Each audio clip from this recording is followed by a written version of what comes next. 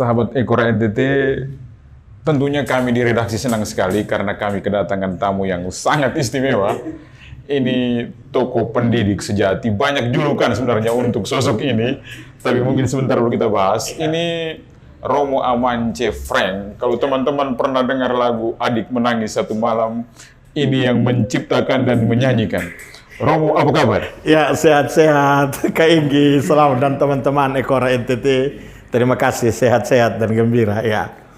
Tadi saya bilang di awal, kami di redaksi Ekora NTT, terlebih di sudut pandang nama podcast kami. Kami senang sekali karena Romo jauh-jauh datang dari Kota Kupang dan ada di kantor kami. Terima kasih. Romo, kita akan bahas tentang keberadaan Romo di Momere bersama adik-adik dari SMPK Santo Yosef Nekotin Kupang. Tapi mungkin kita mulai tadi saya perkenalan Romo, Romo perkenalkan diri lagi. Baik, teman-teman Ekora NTT, saudara-saudari, saya Romo Franciscus Amandus Oeninu PR Eswil, biasa dipanggil Romo Amance.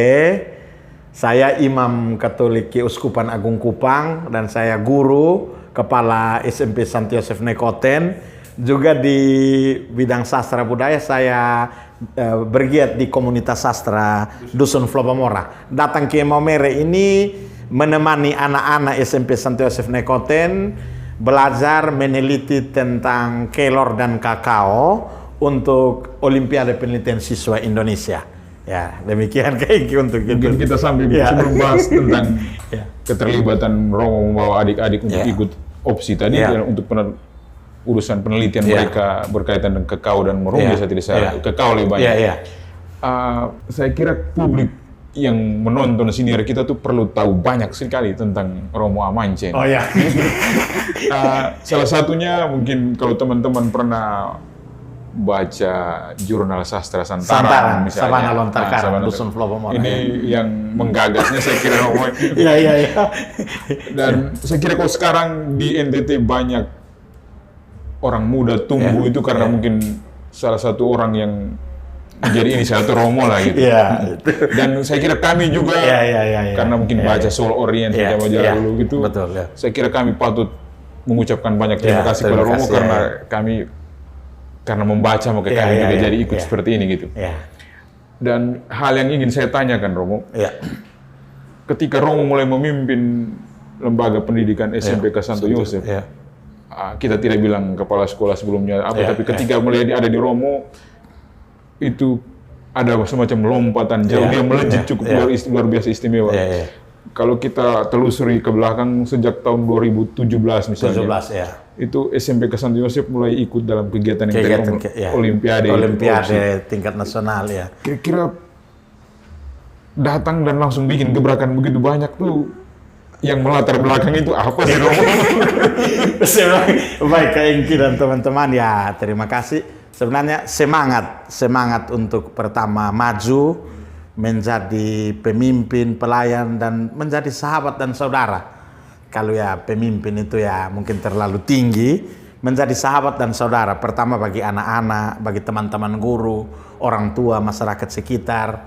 Lalu juga sambil mengurus seni dan budaya sastra di komunitas sastra Dusun Flobamora. Jadi kita berteman dengan banyak saudara. Ada banyak hal yang kita pelajari juga dari orang lain. Jadi kita semacam api yang sebenarnya membakar itu persaudaraan itu biar dia tetap nyala. Jadi api nanti kunjung padam lah, air yang terus mengalir lah. Jadi begitu. Jadi kita ada bersama. Kalau sekarang mungkin berjalan bersama. Kalau dalam gereja orang bilang berjalan bersama menuju masa depan dan harapan. Itulah yang kita lakukan ketika ada bersama di sekolah, menjadi sahabat, saudara, guru, kepala sekolah. Juga ketika mengembangkan seni budaya dan sastra di komunitas sastra Dusun Flobamora. Kekuatan komunio, persaudaraan, persahabatan itu sebagai satu komunitas itu yang kita galakan, yang kita gerakan. Itulah yang membuat banyak hal maju karena kita tidak sendiri. Saya tidak sendiri, mungkin kalau mau makanya kami itu disebut koordinator.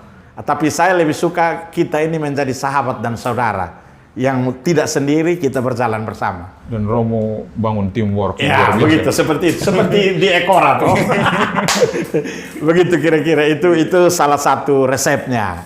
Mengapa apa yang kita lakukan itu disambut baik, berterima begitu, dan ya menjadi sedikit inspirasi dan motivasi untuk banyak anak muda. Ini bisa jadi karena Romo datang dari latar belakang orang tua yang pendidik juga. Ya, saya punya bapak memang seminari. Oh, oke. Betul. Ya. Bapak guru, kepala sekolah, ya itu kita ini. Sehingga waktu menjadi guru dan kepala sekolah, kita sudah, ya itu sudah menjadi semacam darah daging lah. Betul. Ya, begitu, kayak gitu. Kalau boleh tahu sudah berapa tahun menjadi kepala sekolah di Saya sudah tahun ini jalan tahun ke-12, jadi sudah 4 periode. Nah, kan 1 periode dia 3 tahun. Jadi ya kita ini kan, ya kita mendengarkan dan taat pada Bapak Uskup, mendengarkan juga dari yayasan, tapi kita masih dipercaya terus kita bergembira dengan anak-anak. Dan datang ke Momere itu menjadi mendampingi anak-anak, menemani mereka, karena ada guru juga datang begitu. Itu nih menarik karena spirit yang Romo bangun di sekolah itu bersama rekan-rekan guru, para peserta didik, dan untuk teman-teman di pendidik itu kan Romo jalankan satu spirit yang menjadi sahabat dan saudara. Dan sudah 12 tahun. 12 tahun menjadi kepala sekolah ya. Dan keterlibatan SMPK Santo Yosef Nekoten Kupang untuk urusan-urusan pengembangan akademik ini. Akademik, prestasi, pengembangan diri itu. Katanya tahun 2015 pernah juara 1 tuh, Romo. Iya. Kalau ya ini waktu saya pergi itu memang muridnya hanya 194, guru 24. Tahun 2015. Lalu dia mulai naik, 2016 itu kami rayakan pesta emas SMP Santo Yosef, dia mulai naik 200, 300, sampai sekarang 500. Nanti tahun ajaran baru 2026-2027 ini akan menjadi 580 siswa dengan 21 rombongan belajar, guru pegawai karyawan karyawati 56. Jadi yang sejak tahun 2015 itu hanya 100-an, sekarang dia 580. Lalu ya kita buka semua pengembangan diri. Jadi ya tadi menjadi sahabat dan saudara, karena ada guru-guru, ada anak-anak. Saya juga bekerja sama dengan seniman untuk misalnya mengurus seni, olahraga, tarian-tarian, paduan suara. Juga dengan misalnya pelatih-pelatih futsal itu untuk pengembangan diri. Jadi saya tidak menangani sendiri. Jadi ekstrakurikulernya itu semua jalan. Saya kontrol. Pembelajarannya kita kontrol. Kita dulu jadi sekolah penggerak angkatan pertama di Kota Kupang, NTT, dan Indonesia. Kita sekolah penggerak. Jadi kami ini kepala sekolah penggerak angkatan pertama. Ya, tapi itu jauh lebih penting itu kita betul-betul menampakkan kualitas dan proses sebagai sekolah Katolik yang memang betul menjadi saudara bagi anak-anak. Lingkungannya kita jaga supaya betul-betul meskipun sederhana, dia nyaman untuk anak-anak belajar. Dan anak-anak kita didik menjadi saudara dan sahabat. Nah, pengembangan diri itu dibuat supaya anak-anak itu saling mendukung sebagai sahabat. Jadi ada yang unggul dalam kelas, tapi di luar kelas juga ada yang unggul. Semua kegiatan. Seperti baru-baru bulan awal Juni, setelah ujian kenaikan kelas, anak-anak membuat Festival Seni Speksanyo 2026. Dan itu kita sudah buat sejak tahun 2015. Jadi sudah belasan festival. Dan itu dibuat dalam skala yang besar. Semua anak tampil. Jadi itu acaranya itu bisa sampai 60-an acara. Dari pagi sampai malam. Nah itu dengan maksud supaya anak-anak selain pengembangan diri, orang tua datang nonton tanpa karcis.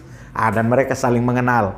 Mengenal bukan hanya mengenal nama, tapi mengenal potensi masing-masing. Dan kemudian mempersembahkannya untuk orang tua, keluarga, begitu kira-kira. Saya kira dengan begini Romo mengoptimalkan semua kemampuan peserta didik. Demikian. 12 tahun menjadi kepala sekolah ini ada rasa macam bosan atau gimana? Kadang-kadang manusiawi. Tetapi ya itulah kita jalan terus ya. Rasa bosan itu manusiawi. Tetapi berjalan terus dan setia itu ilahi. Begitu. Jadi kita ada kekuatan-kekuatan yang kita cinta kasih bersama dengan guru-guru, anak-anak, orang tua, komite, dinas, yayasan yang kita kolaborasi. Dan mendampingi anak-anak ini kan satu kebahagiaan tersendiri. Kebagian guru ya demikian dengan anak-anak. Dan saya satu orang yang suka sekali nonton misalnya reels di Facebook atau di mana saja, kalau tiba-tiba muncul Romo gitu, selalu gembira. Iya, selalu gembira. Apakah karena menjadikan semacam spirit Tuhanlah sumber gembira? Iya, karena moto imamat saya kan jiwaku memuliakan Tuhan, hatiku bergembira karena Allah penyelamat. Magnificat Maria, Lukas 1. Ya, saya hidupi. Memang sejak frater sudah. Dan dibawa ke dunia pendidikan Romo. Iya, begitu. Nah, kira-kira begitu. Ada juga tantangan, tapi ya kita bisa olah itu bisa menjadi kekuatan. Begitu. Ya. Misalnya dengan capaian dan sampai dengan, kan Romo pernah bawa adik-adik untuk terlibat di Olimpiade itu, mereka penelitian ke Lama-Lara dan kali ini mereka datang ke Maumere. Ya. Ini kan anak usia SMP. Iya, SMP, betul. Itu kan kadang-kadang orang benar tidak, tapi ini kan terjadi gitu. Itu bisa dibagikan kepada kami gitu. Jadi ya itu terjadi saat proses di sekolah memberi ruang percaya diri untuk anak-anak. Anak-anak ini terlibat di OSIS. Memang mereka ini tim Olimpiade. Jadi mereka dipersiapkan. Jadi ya di sekolah kan kita memulai sesuatu dengan penilaian awal, pengenalan akan anak. Jadi kita selain tahu nama, tahu potensi anak, lalu kita petakan itu, lalu kita pasang guru untuk mendampingi. Kepala sekolah kan dia mengerahkan, dia menjaga supaya semua itu bisa berjalan baik. Nah, lalu anak-anak itu ya sudah kita beri ruang, waktu dan fasilitasi mereka. Lalu minta orang tua dukung. Itulah yang membuat mereka muncul. Ya mereka ini peneliti pemula, tapi ya level SMP bagi saya itu sudah agak ini sudah bagian dari meletakkan dasar. Begitu, meletakkan dasar ya. Penulis ya sudah mereka mulai dengan mading. Apa yang kita buat di seminari itulah yang kita buat sekarang. Jadi sebenarnya menghidupi kembali spirit siensia, santitas, solidaritas, sapiensia itu betul-betul di itu. Saya pikir kalau sekolah-sekolah Katolik melakukan itu, saya pikir maju itu. Maju dan terbang tuh. Iya, terbang itu. Orang mau bilang horor. Begitu. Romo bisa ceritakan, saya kira publik di NTT perlu tahu, semua sekolah di Kota Kupang berani jauh-jauh datang ke Maumere untuk satu urusan riset kecil yang dikerjakan oleh para peserta didik. Romo bagikan itu, ceritakan itu. Sebenarnya ini kegiatan namanya Olimpiade Penelitian Siswa Indonesia. Yang dulu mungkin di zaman saya dan Kak Engki, teman-teman itu namanya LKIRPIR, Lomba Karya Ilmiah Remaja, Penelitian Ilmiah Remaja. Sekarang namanya Olimpiade Penelitian Siswa Indonesia. Ini kegiatan yang diselenggarakan oleh Kementerian Pendidikan, termasuk OSN yang sains, O2SN yang olahraga, dan FLS2N yang seni. Nah, ini lokus penelitian mereka ini seluruh NTT, karena mereka kan kemudian membawa nama Provinsi NTT. Anak-anak ini yang waktu link lombanya dibagikan oleh kementerian, mereka sendiri memilih judulnya. Jadi ketika mereka memilih judul, mereka meneliti tentang kakao. Nanti sebentar bisa tentang kakao dan sinergitas kakao dengan kelor untuk antioksidan. Ya lokus yang paling bagus kan kakao kan paling banyak di Sika saya sudah kita dukung. Mereka sudah memilih, jadi ya sekolah harus kondisikan, fasilitasi, kita minta orang tua. Nah, jadi saya sudah kemana saja yang penting masih di NTT ini kita dukung. Jadi ya selain itu ya kita saling berbagi motivasi, inspirasi. Kami juga datang belajar di Maumere, ini kan kota intelektual, kota religius. Kami juga datang belajar dan teman-teman di sini SMP Frater, SMP Negeri. Kami juga di sini didukung oleh bapak-bapak kepala sekolah. Seperti tadi Pak Irwin ini kan kepala SMP Negeri Bloro, lalu dengan Pak John Bataseda ini kepala SMP Negeri Alok, lalu dengan Pak siapa yang di arah Larantuka sana. Itu waktu mereka pelatihan kepala sekolah kita sama-sama. Jadi kita saling berbagi. Jadi kami juga belajar dari Maumere Sika ini, dari iklim yang ada di sini. Kemarin kami keliling-keliling, ada gereja, sekolah-sekolah, ini kan membawa itu suasana akademis religiusnya, itu menjadi api semangat untuk kami. Kira-kira nih Romo. Ya, siap. Kita pengen dengar Romo sharing satu hal mungkin kecil saja. Ya. Sebagai seorang yang telah 12 tahun menjadi kepala sekolah dan memimpin sekolah di Kota Kupang dan banyak pencapaian yang sudah dicapai. ini mungkin Romo bisa share dan kira-kira ini jadi pelajaran berharga untuk semua yang mendengar, terlebih teman-teman guru, teman-teman kepala sekolah.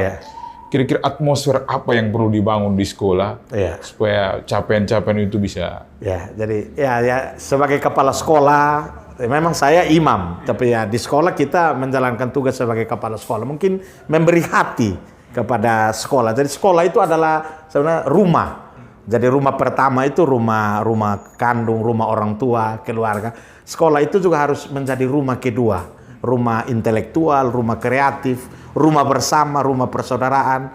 Jadi suasana rumah itulah yang kita bangun sehingga anak-anak peserta didik yang datang, anak-anak itu dia merasa diterima. Nah, dia merasa diterima. Dengan demikian kalau dia merasa diterima, dia menjadi sahabat dan saudara, dia bisa mengembangkan diri dengan baik. Jadi saya selama 12 tahun itulah yang saya buat. Sebenarnya hal-hal sederhana yang sebenarnya kita sudah buat, tetapi apinya kadang kita tidak nyalakan dengan betul. Dari api persaudaraan, cinta kasih, hati yang selalu terbuka, menjadi saudara dan sahabat yang tadi saya sebut di awal itu harus terus digalakkan, digerakkan terus. Nah, kita kan sekolah itu kan skolastika, seminarium juga dia, pesemayan, tempat di mana anak-anak datang bertumbuh dan berkembang. Dan itu dimulai dengan kepala sekolah, guru-guru itu harus menjadi saudara dan sahabat yang hatinya terbuka, tangannya terulur, pikirannya juga terbuka untuk terus berjalan bersama menuju masa depan. Sekolah adalah rumah dan keluarga. Demikian. Romo, terima kasih. Terima kasih banyak Kak Ingki. Sahabat Eko NTT, itu tadi obrolan kita yang mengagumkan bersama Romo Amance. Penggalan Romo. Ya, terima kasih. Penggalan.